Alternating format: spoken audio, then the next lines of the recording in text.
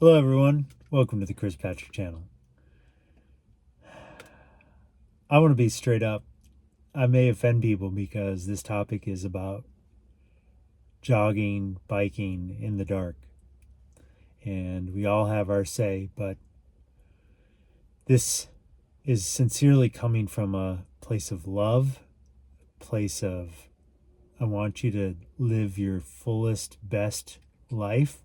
And I want you to be able to preserve yourself based on my experiences. So, since this is my YouTube channel and this is America, I can say just about anything I want.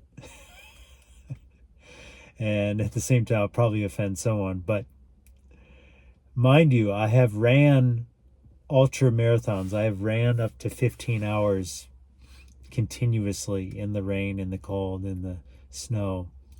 I've done Ironmans. I've trained in the dark. I've biked in the dark. I've ran in the dark. I've camped in the dark. I've driven for 25 years as a commercial driver, crisscross this continent, Canada and United States. So as a 51-year-old, having many, many, many years of driving in just about every occupation I've held as a driving position. And of course, even today, I had a new experience with another driver, which I thought would never even happen. It was so bizarre and so weird and unusual. Still can't figure out where this person was coming from. But anyways, without further ado, my take on how to preserve yourself. Because if you're running at night or in the morning and it's dark out, or you're biking at night or in the morning and it's dark out, you need to look out for yourself. You cannot assume people see you. I can't tell you, even during broad daylight, people crossing the street, even with a white pedestrian crosswalk, you're all clear, go, or a yield to pedestrian crosswalk, legal by law that you have to stop as a driver to yield to pedestrians.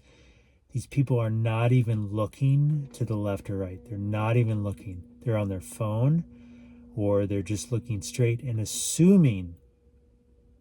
Remember, assume means making an ass out of you and me is how it's spelled.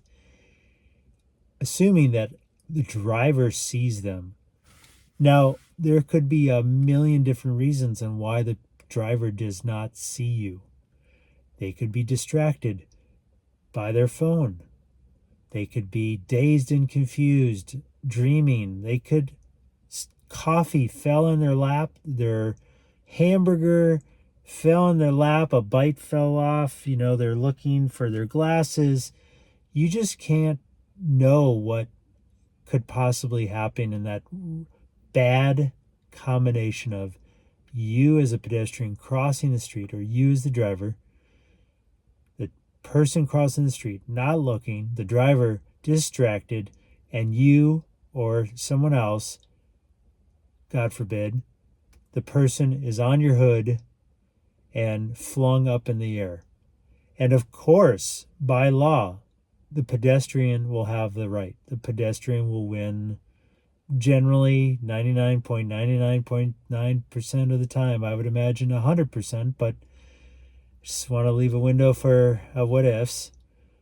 They would win the case. They would win the lawsuit. They would win whatever legal battles. But that doesn't justify. You'll still probably lose your hip. You might die. You might lose your sense of taste. You might lose your sense of smell because your head was knocked a certain way when you fell. You might lose some memory. Was it worth it when you got hit to justify not looking both ways, to justify, or driving while texting, or driving while being distracted, and you hit someone, God forbid? What would happen to that person? What if they died? What happens to you? Where do you go? Right? I'm not a lawyer, but it's not going to end up very good. Was it worth sending that text? Was it worth being distracted? And driving at night, runners, bikers, from both sides I've been. I'll start with the driver. I have seen all combinations of people not wearing any reflective gear, partial reflective gear, like a headlamp towards the front, but no rear reflective vest or anything dark. I've seen dark, all black clothes on a bike with no reflectors because it's not cool to have no reflectors. I've seen so many people without helmets. I've seen so many people without any reflective gear running, crossing the street in the dark, all black as a runner, clothes. The I didn't. You can't see these people. You can't see these people. You can't be seen. You cannot be assuming that you will be seen. And I don't know how many different scenarios I've witnessed over the years, and I'm going to spare you them. My point is, you need to wear a helmet as a biker. You need to have a rear red light reflector. You have a need to have a headlamp or a light on your bike facing frontwards. You need to have reflective gear. As a runner, reflective vest or a reflective light on the front and back, especially in urban settings. If you are in the forest, if you have a headlamp on, generally most people will see the headlamp coming up on you, but it's your call. I'm going to end this story with this. This happened to me. So this is a personal experience, and this is what really changed my belief. I mean, as an ultra runner, I always had a headlamp on. As a bicyclist, I generally always had a helmet on, except for the early days. As I'm 51, you can imagine back then it was cool not to wear a helmet, and helmets were just kind of coming into the picture. Nowadays, shame on you if you don't wear a helmet. I mean, there's a reason why they were invented. And you won't look cool when you're dead or in a body cast, or you lost memory, or you lost your sense of smell, or you lost your sight, or whatever the scenario. And of course, as a driver, I mean, you just be on the lookout. Watch. Don't be distracted. We're all guilty of it at some point, I'm sure. So here's the story. This happened not so long ago, and so it could have ended really poorly. I was at a friend's house, and they were busy, and so they said, do you mind taking my dog for a quick walk? And you can actually, if you want, use the bike. And I grew up actually taking my dog for a walk with a bike. I would have the dog on a leash, and I would have it on the side of me, and that way I could allow the dog to go really fast, and I wouldn't get tired. This is stupid. Just by the way, this is not recommended. I don't recommend this combination of a bike and dog. There's too many bad case scenarios that could line up. But needless to say, it was only going to be for 2 blocks. So I thought, 2 blocks, get that dog's energy out, run it, and come back. 2 blocks. 2 blocks on a quiet suburbia street neighborhood where traffic is almost zero, except for the people that live there. Very quiet. Small chance for error. To take your dog for a walk with your bike. Take a walk, take a jog, take your bike, take your dog with your bike.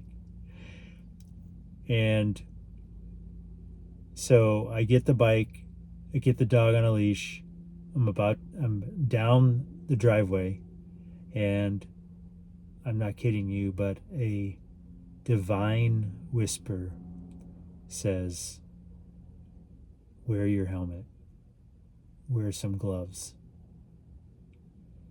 And I still get emotional about that, hearing that. And I could have blown it off, but I turned around and I went and got a helmet.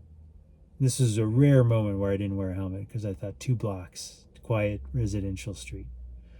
So I go back and I get a helmet. And you know that feeling, right? Oh, fine, I'll go get a helmet.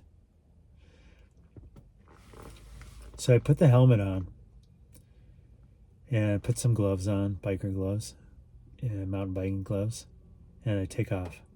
And we're just dogs going on the left. It's very obedient, doesn't get in the way, doesn't stop, just keeps in pace, going up this small hill, come to an intersection, going down the 2nd Street now, going down a decline, like nothing too bad, and we start picking up speed, and we're coasting, and I start putting on the brakes to kind of keep us in control and contain us, and talk about the timing. This is all it takes, is timing. One time. Dog's on my left, going down the street, and I can just see out of the corner of my eye a squirrel. Yes, a squirrel. Yes, just like the movie Up. Squirrel.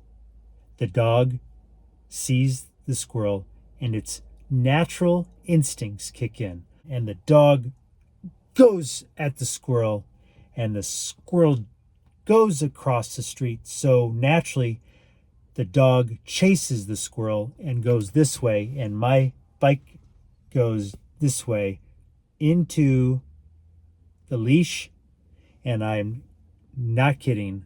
I go over. My bike literally endos over like a WWE body slam, like went from whatever I was doing, 10 miles per hour, bam, like that, dead in my tracks. And I hit multiple points on my body, but I did hit my head first. My head. If I had not been wearing If I had not been wearing my helmet, do you not know where I'd be right now? Who knows? Be wearing a diaper. I'd be unable to count to 10. I mean, paralyzed, dead. Who knows if it hit right here, vision impaired, in a split second of something you could not have anticipated or planned for. A split second, it happened. And I laid there on the ground looking up at the sky.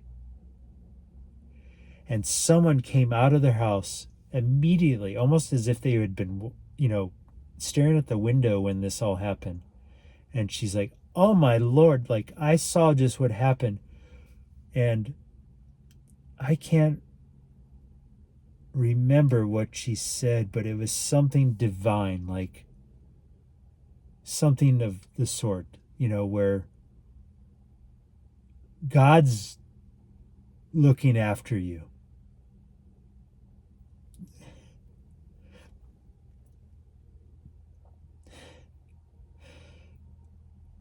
And that's what was happening when I laid on the floor I laid on the road and I was looking up at the sky. I thanked God right in that moment.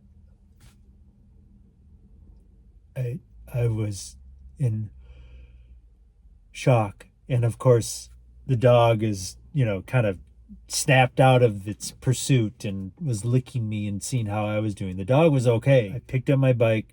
She offered to drive me to the house, which is 2 blocks away. But I insisted to walk it off, and I definitely took some dings to the body and some blood, road rash. But I looked at my helmet. I don't have it with me, or else I'd show you, but it had a, a good ding in it. A bike helmet had a good ding in it, and that says something. So I hope this emotional, real life,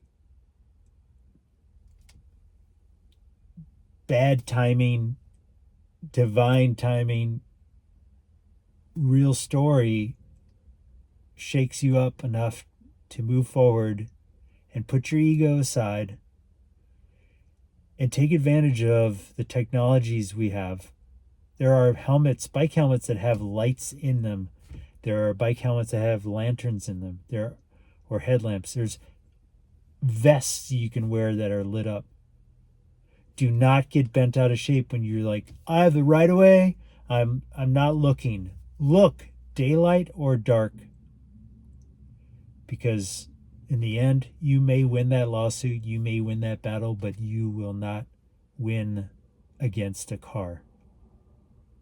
And drivers, do you want that on you, hitting someone? That's all I got to say. Thanks for tuning in. This story has been out of love. Love, love, love. Take care.